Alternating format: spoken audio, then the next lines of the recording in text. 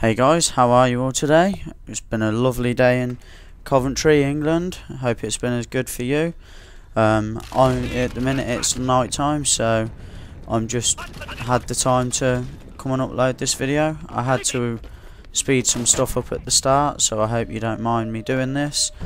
But you know, anyway, I had a request on my channel from a guy called called GeorgiaCahill, who asked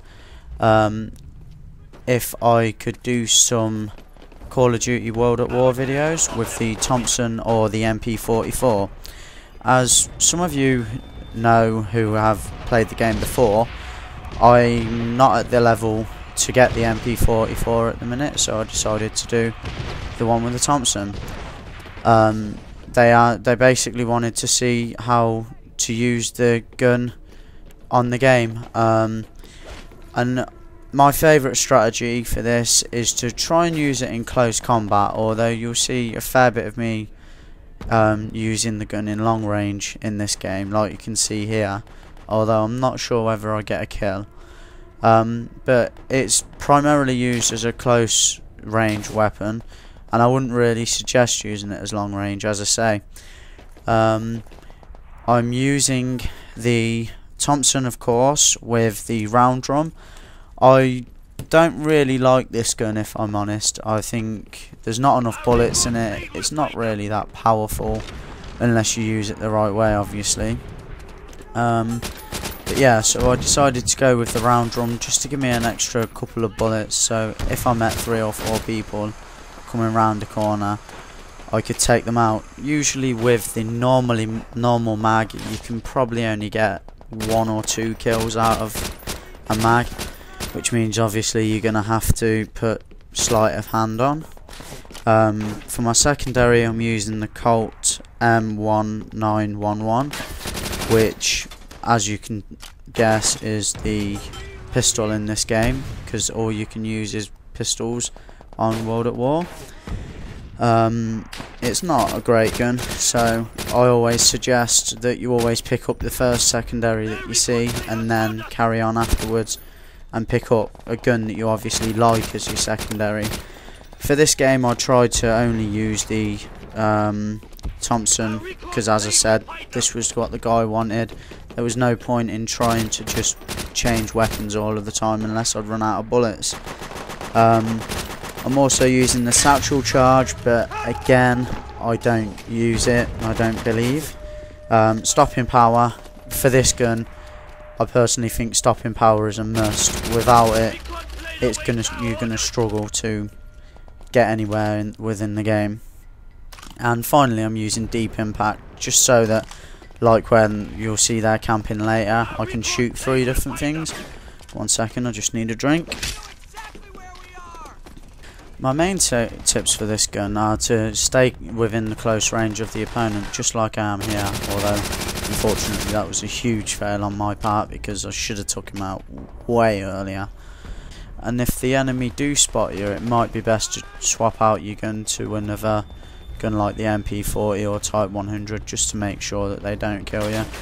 I don't think kill streaks are as important in this game as they are in Modern Warfare 2, because they're not as powerful, if I'm honest.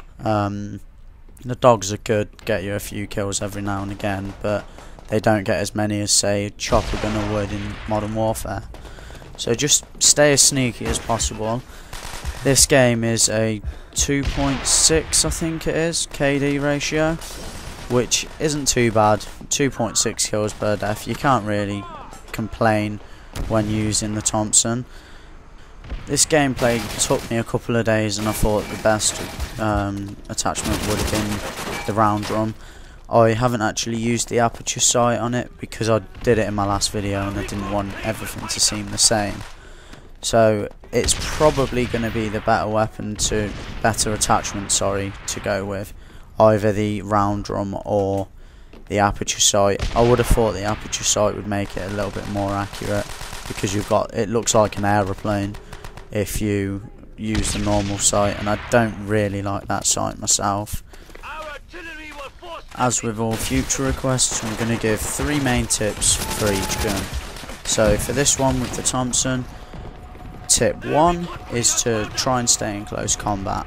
So take people off at close range, as close as you possibly can. Tip 2 is to try and take on one person at a time. Try not to get in a position where 2 or 3 people are all rushing you. And the biggest tip, which is probably going to be one of the tips on all of the videos, is to take your time. Too often I see people rushing downstairs trying to get to the opponent too quickly. You don't need to do that. It's a team deathmatch. You've got 10 minutes and you can get 20 plus kills easily.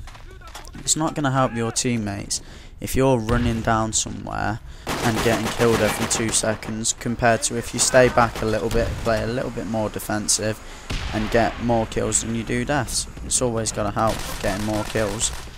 So yeah, that's my tips for this gun. Now I'm going to move on to a new topic, just about the general game itself. I don't know if a lot of you have been noticing lately, but I seem to be getting early disconnections and early game finishes a lot lately, and it's started to get on my nerves a little bit. So yeah, tell me if you're getting them. If it's not just me, then I can be happy in the fact that it's not a problem on my end. In this video, trying to do these videos, it took me 4 days, and each time I tried to get a video during the session I was in, I'd always get a disconnected game. It's just one of those things, I guess. It actually happened in this game, so I am sorry to GeorgiaCahill who sent the request. But there was a 7 minutes and 30 worth of the game, so I decided to upload it anyway because it was probably near the end of the game. So yeah, thanks very much for your request, GeorgiaCahill. If anybody else would like to send a request, just message me, and also if you'd like to play with me sometime, add me on the PSN. Alright, cheers, take care everyone.